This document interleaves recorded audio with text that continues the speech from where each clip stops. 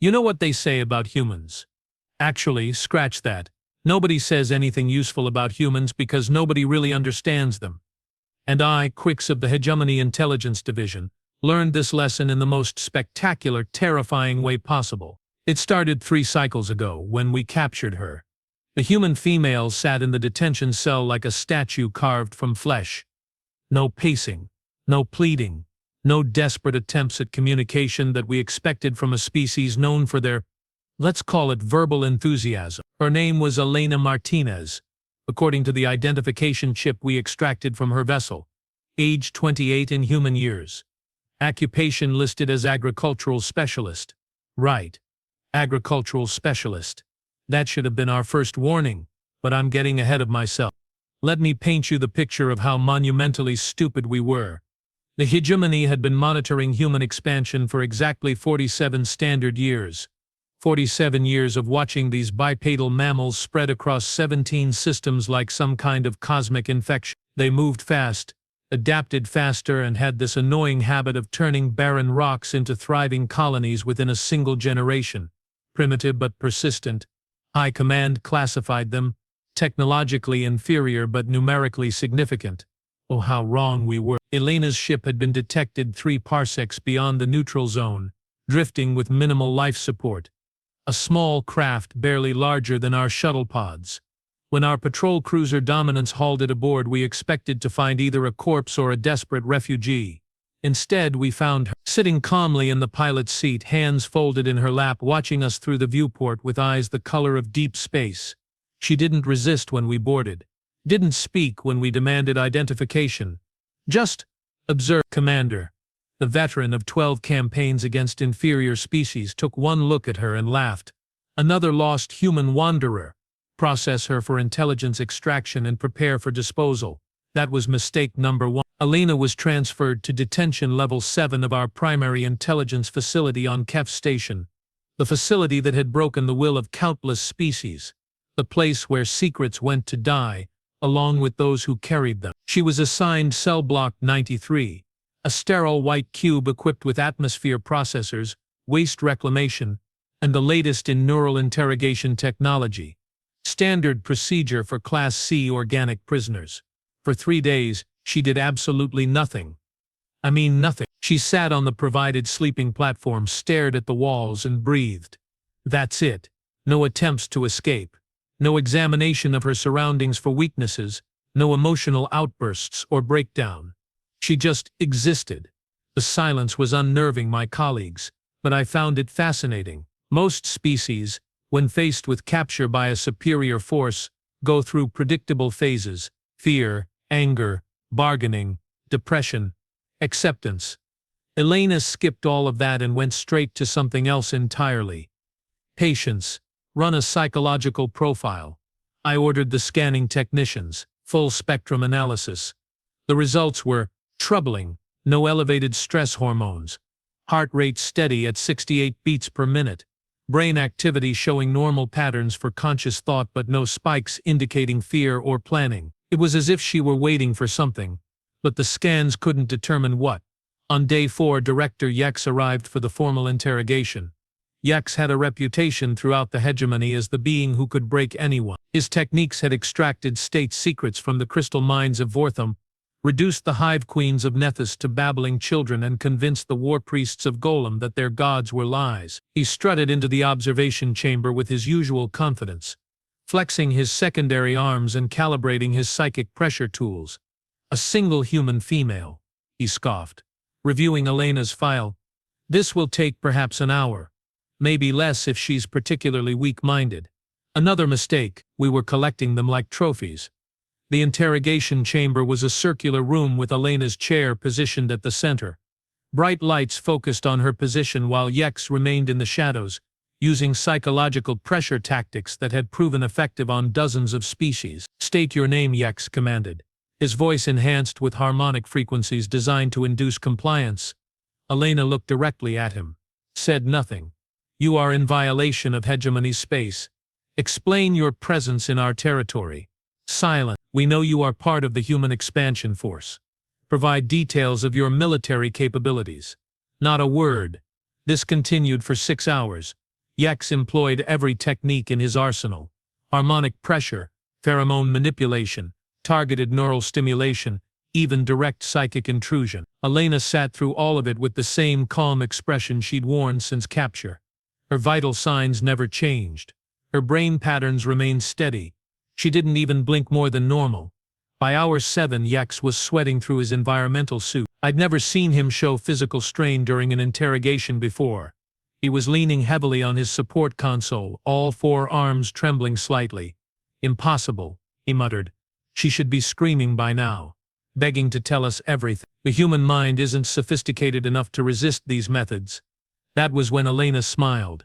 Just a small upward curve of her lips, barely noticeable. But in that sterile chamber, under those harsh lights, after hours of invasive mental assault, that tiny smile carried the weight of a supernova. Yex stumbled backward as if she'd struck him physically. "End session," he gasped into his communicator. "End session immediately." The director fled the chamber, leaving Elena sitting alone under the lights, still smiling that barely there smile. I found Yex in the medical bay an hour later, connected to neural stabilizers and consciousness enhancers. The attending medic informed me that he was suffering from severe psychic feedback and temporal displacement syndrome. "What happened in there?" I demanded. Yex's eyes were wide, pupils dilated with shock. She didn't resist. She absorbed it, all of it, every technique, every probe, every forced intrusion into her mind. She just took it in and reflected it back at me. "That's impossible. Humans don't have psychic capabilities." "No," Yex whispered. "They have something worse. They have will, pure, absolute, unbreakable will. And that woman, her will is like staring into the heart of a neutron star."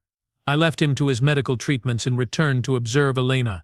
She had moved for the first time since the interrogation began, shifting slightly on her chair to face the observation window. Even though it was one-way transparency, she looked directly at me with those deep space eyes. And she winked. That night I couldn't sleep. I spent hours reviewing everything we knew about human psychology, human biology, human society. The data was extensive, but apparently incomplete. We had cataloged their physical capabilities, their technology levels, their expansion patterns. But we had missed something fundamental. We had missed their minds.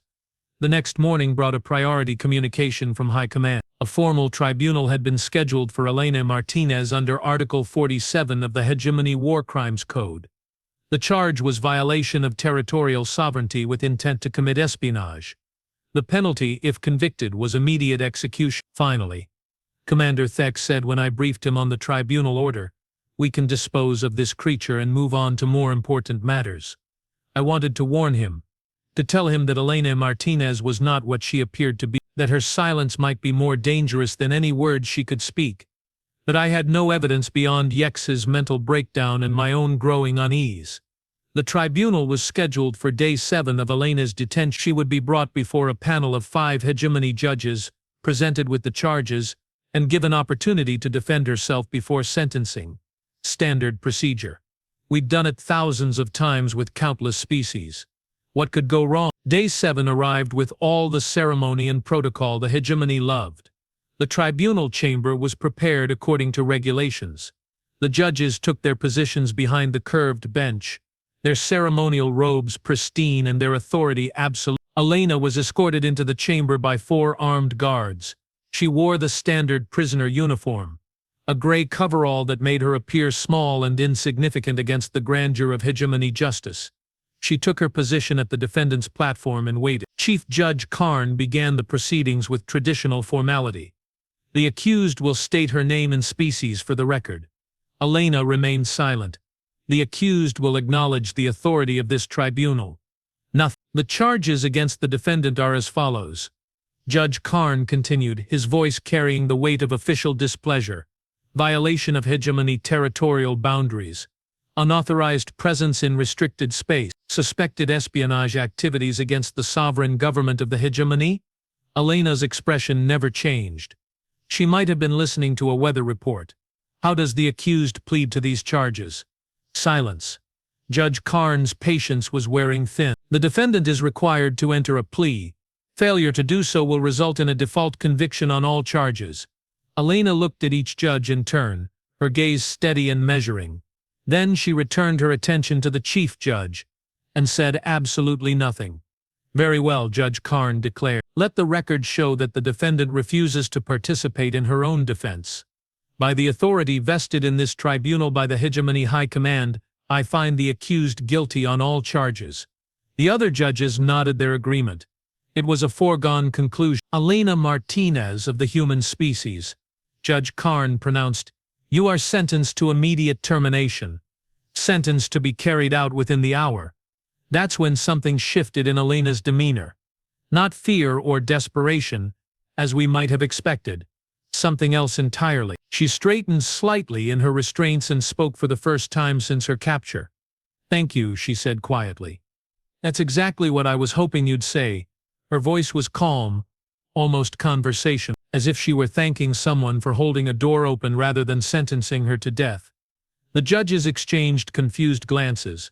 In my observation booth, I felt a chill run down my dorsal spines. "You wish to be executed?"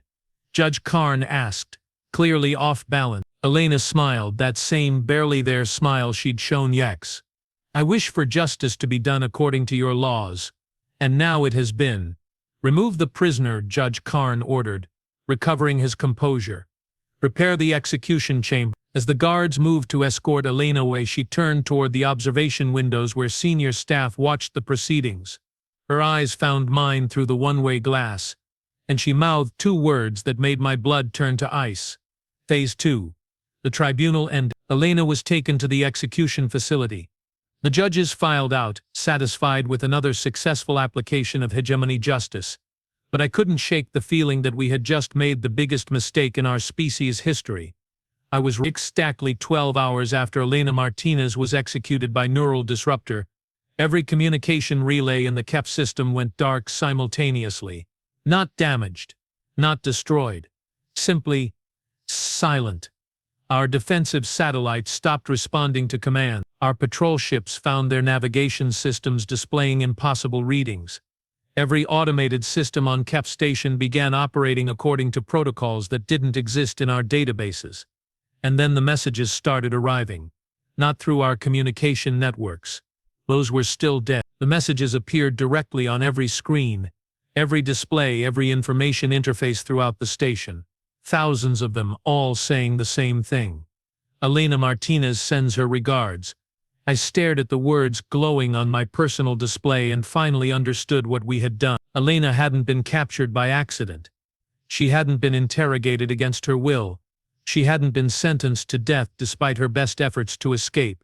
She had planned every single moment of her capture, detention, trial, and execution. But what could possibly be worth sacrificing her own life just to? The answer came in the form of another message that replaced the first one on every screen station-wide. "You wanted to know about human agricultural specialists. We grow things. Sometimes we grow crops. Sometimes we grow colonies. And sometimes," the message paused, and in that pause, I heard the sound of approaching ships.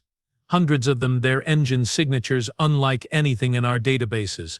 "Sometimes we grow consequences." Outside the observation deck, space lit up with the arrival of a human fleet that shouldn't have existed.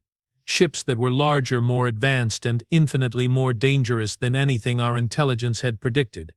Elena Martinez had been our prisoner for 7 days. During those 7 days, she had somehow mapped our entire defense network, analyzed our technological capabilities, and transmitted detailed intelligence to a human military force that had been waiting just outside our detection range. All without saying a word. Until it was too late. The lead human vessel opened a communication channel, broadcasting on every frequency simultaneously. The voice that emerged was male, crisp with authority, and absolutely terrifying in its calm professionalism.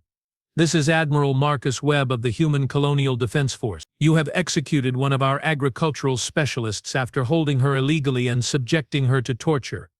This constitutes an act of war under the Terran Conventions."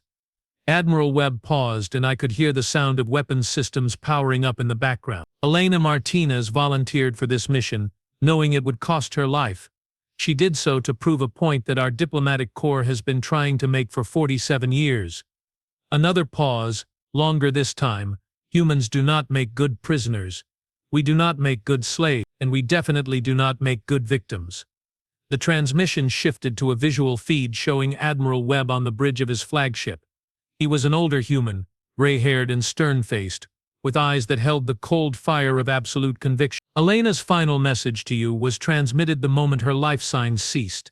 It contained detailed specifications of your defensive capabilities, station schematics, and personnel deployment. Information she gathered through careful observation during her detention. I felt sick. Elena had been mapping our facility from the inside, memorizing everything she saw, analyzing every detail of our security measures. While we thought we were interrogating her, she had been interrogating us. The hegemony, Admiral Webb continued, has made a fundamental error in judgment. You assumed that because humans appear primitive compared to your advanced civilization, we must therefore be inferior. You confused technological disparity with intellectual capacity. You confused silence with weakness. You confused patience with submission. His image leaned forward slightly, and when he spoke again, his voice carried the weight of species-wide determination.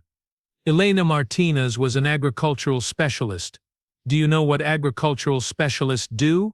They plant seeds. They nurture growth. They cultivate the conditions necessary for life to flourish. Elena planted a seed of truth in your tribunal chamber. The truth that humans will never accept subjugation, no matter the odds. The truth that we would rather die fighting than live kneeling. The truth that our silence is not surrender but preparation. The human fleet moved into attack formation, their weapons systems now fully powered and targeted at strategic points throughout our facility. Your tribunal found Elena Martinez guilty of espionage. Admiral Webb said, but you were wrong about one thing. She wasn't here to spy on you. She was here to judge you. And the verdict? Admiral Webb's eyes grew cold as the vacuum of space itself. The verdict is annihilation. The first thing you need to understand about annihilation is that it doesn't always involve explosions. Sometimes it's much worse. Admiral Webb's transmission ended, and for exactly 37 seconds, nothing happened. The human fleet maintained formation. Our defensive systems remained offline. The station continued its normal operations while everyone aboard tried to process what we'd just heard. Then Commander Thiesch's voice crackled over the internal communications system. All personnel to battle stations. Prepare defensive measures. This is not a drill. I almost laughed. Defensive measures? With what? Every system Elena had observed during her week-long stay was now compromised. She'd seen our patrol rotations, our weapon placements, our shield generators, our escape pod protocols. Everything but humans, I was learning, preferred psychological warfare to simple destruction. The first indication came from our detention levels. Security Chief Dak's panicked voice echoed through the command center. Sir, we have a problem. All holding cells on levels 5 through 9 have been unlocked simultaneously. Prisoners they are not escaping. They are just sitting there waiting. Waiting for what? The cop demanded. Unknown, sir. But they are all facing the same direction. Toward the main docking bay. I felt that familiar chill creeping up my spines again. The humans weren't just attacking our station. They were turning our own prisoners into an audience for whatever came next. The second indication indicate when our navigation officer announced that our orbital trajectory was changing, sir. Station positioning thrusters have activated without authorization. We are moving toward the inner system. Override the thrusters, the cop ordered. I can't, sir. The control systems aren't responding to bridge commands. According to these readings, someone else is flying the station. Someone else? Elena had spent 7 days learning not just our defensive capabilities, but our operational procedures. Every maintenance routine, every automated system, every backup protocol. She'd turned our own station into a weapon pointed at ourselves. Admiral Webb's voice returned to our communication systems. And this time he sounded almost conversational. I imagine you are experiencing some technical difficulties right about now. Don't worry. They are temporary. Well, temporary in the sense that they will end when you are all dead. The cape was frantically trying to regain control of station systems while shouting orders at subordinates who had no power to carry them out. I found myself oddly calm, watching the systematic dismantling of everything we thought we knew about warfare. Let me explain what's happening. Admiral Webb continued. Elena Martinez wasn't just gathering intelligence during her stay with you. She was implementing a program. Every surface she touched, every interface she observed, every conversation she overheard, all of it was being recorded and analyzed by microscopic devices smaller than your scanning equipment could detect. Nanobots. The humans had seeded our entire facility with nanobots through Elena's presence. Devices so small they passed through our medical scans like dust particles, but sophisticated enough to map and infiltrate every system on the station. These devices have spent the last week learning your technology, understanding your protocols, and preparing for this moment. Right now, they are rewriting your computer systems according to human specifications. The main display screen in our command center flickered and changed. Instead of our standard tactical readouts, it now showed a view of space from the human fleet's perspective. We could see our own station, looking small and vulnerable against the backdrop of stars. You are probably wondering why we haven't simply destroyed you already, Admiral Webb said. After all, you executed one of our people. Justice would suggest immediate retaliation. I was wondering exactly that. The human fleet had enough firepower to reduce Kef's station to scrap metal within minutes. Why the elaborate psychological game? The answer is simple. Elena Martinez didn't die just to provide you with a military target. She died to provide you with an education. I was beginning to understand the true scope of what the humans had planned. For 47 years, the hegemony has classified humanity as primitive but persistent. You have watched our expansion, catalogued our capabilities, and concluded that we represent a minor inconvenience to your dominance of this region. You were wrong about Elena being a simple agricultural specialist. You were wrong about her mental capabilities. You were wrong about her mission. But most importantly, you were wrong about what her death would accomplish. The display screen changed again, now showing feeds from throughout the station. Every corridor, every command center, every vital system. The humans could see everything, control everything. And we couldn't stop them. Elena Martinez was indeed an agricultural specialist. But her specialty wasn't growing crops. Her specialty was growing strategic advantage from seemingly impossible situations. Do you know what the term burnt earth means in human military doctrine? I didn't, but I had a feeling we were about to learn. It means that sometimes the best way to defeat a superior enemy is to deny them the victory they are expecting. Elena didn't come here to escape. She came here to plant the seeds of your own destruction, using your own arrogance as fertilizer. Our defensive turrets were rotating, but not toward the human fleet. They were turning inward, targeting critical points on our own station. The humans hadn't just taken control of our system, they'd turned our weapons against ourselves. The trial you conducted was never about determining Elena's guilt or innocence. Admiral Webb explained. It was about revealing the fundamental character of the hegemony, your willingness to execute a prisoner without evidence, your casual dismissal of the rights of other species, your assumption that might makes right. Commander Thex was screaming into his communicator, trying to reach other stations in the system, but every channel was filled with the same calm voice of Admiral Webb broadcasting to every hegemony facility within 50 light-years. Elena's real mission was to document your true nature and broadcast that documentation to every species currently under hegemony rule. The trial proceedings, the interrogation sessions, the casual discussion of her execution. All of it recorded and transmitted. The implications hit me like a plasma burst to the brain. Elena hadn't just gathered military intelligence. She'd gathered evidence of hegemony war crimes, violations of interstellar law, and systematic oppression of subject species. Right now, those recordings are being broadcast throughout the galaxy. Every species you have conquered, every world you have subjugated, every population you have enslaved. They are all seeing exactly how the hegemony treats prisoners. Admiral Webb paused, and in that silence, I could hear the sound of our own civilization crumbling. Elena Martinez's death wasn't a sacrifice. It was an investment. And the return on that investment is about to mature. The display screen split into dozens of feeds from across hegemony space. Rebellions erupting on conquered worlds, subject species rising against their oppressors, fleet commanders declaring independence from high command. The galaxy was burning, and Elena's trial had provided the spark. You wanted to know about human agricultural methods, Admiral Webb said, his voice now carrying the weight of galactic revolution. We plant seeds of freedom in the most unlikely soil. We nurture them with truth and sacrifice. And when they bloom, entire empires fall. Commander Theek finally managed to establish a direct-to-communication link with the human flagship. What do you want? He demanded, his voice broken with desperation. Terms. Tribute? Territorial concessions? Admiral Webb's laugh was cold as the void between stars. Commander, you still don't understand. This isn't a negotiation. This isn't even a war. This is a reckoning. Elena Martinez stood trial in your court. She was judged by your laws. She was executed according to your customs. And now the universe is returning the verdict on your entire civilization. The human fleet moved closer, not to attack but to bear witness. They were here to observe the final moments of the hegemony, not to destroy it. That destruction was coming from within, as every conquered species simultaneously declared their independence. The agricultural term for what's happening to you is called crop failure, Admiral Webb explained. When the conditions that supported growth suddenly become toxic to continued existence.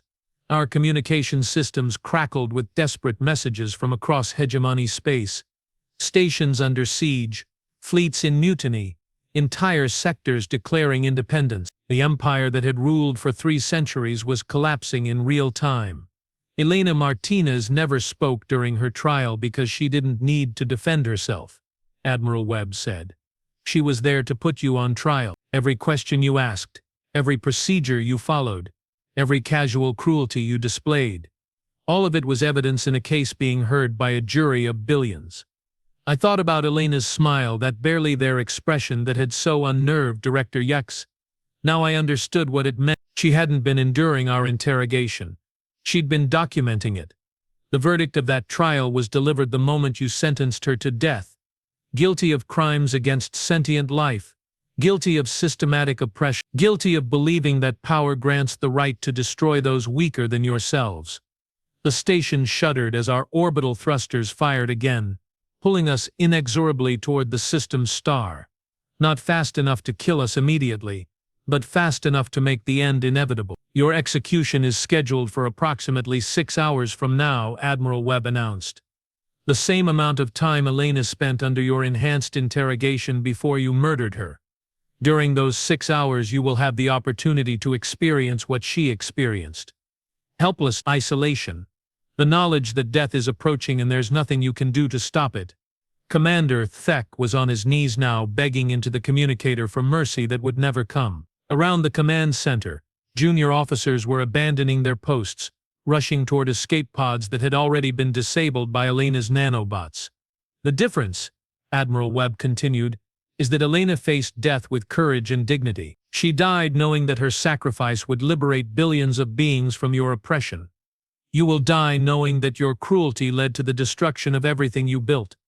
I found myself thinking about Elena's final words to the tribunal.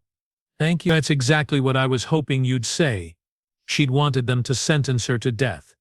She'd needed them to reveal their true nature on the galactic stage. In human agricultural terms, what Elena accomplished is called companion planting, Admiral Webb explained. The practice of growing different crops together so they support each other's growth. Elena planted herself among your cruelty and grew justice from your injustice. The human fleet was moving away now, their mission complete. They hadn't fired a single shot, but they'd destroyed the hegemony more thoroughly than any weapon could have managed. Elena Martinez spoke only 11 words during her entire stay on your station, Admiral Webb said as his ships prepared to depart. But those 11 words will echo through history as the moment when tyranny met its match. I remembered her final statement to the judges. Thank you. That's exactly what I was hoping you'd say. 11 words that had toppled an empire. The human race offers this final lesson to any species considering following the hegemony's example. Admiral Webb continued. We are indeed primitive compared to many galactic civilizations. We have limited technology, short lifespans, and fragile bodies. But we have something that your advanced societies seem to have lost. We remember what it means to be free, and we will die before we let anyone take that freedom away. The last human ship disappeared into hyperspace, leaving us alone with our approaching doom. Around the galaxy, the liberation Elena had planted was blooming into full revolution. Entire sectors of space were declaring independence. Species that had been enslaved for generations were breaking their chains. The hegemony was finished. I spent the remaining hours before our stellar immersion thinking about agricultural metaphors. Elena Martinez had indeed been a specialist in her field.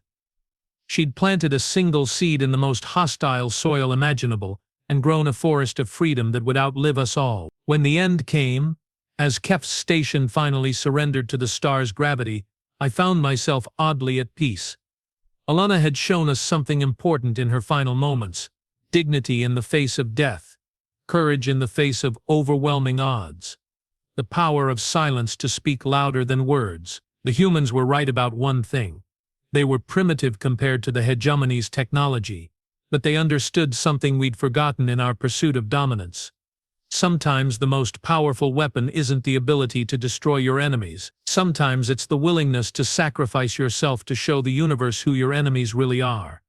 Elena Martinez never spoke during her trial because she didn't need to. Her silence said everything, and the verdict was annihilation, not just of a space station or a military force, or even an empire. The annihilation of the idea that might makes right. The annihilation of the belief that advanced technology grants the right to oppress others. The annihilation of the illusion that tyranny can ever be truly secure. Elena Martinez, agricultural specialist, had grown the greatest crop in galactic history: freedom. And that harvest would feed the universe for generations to come.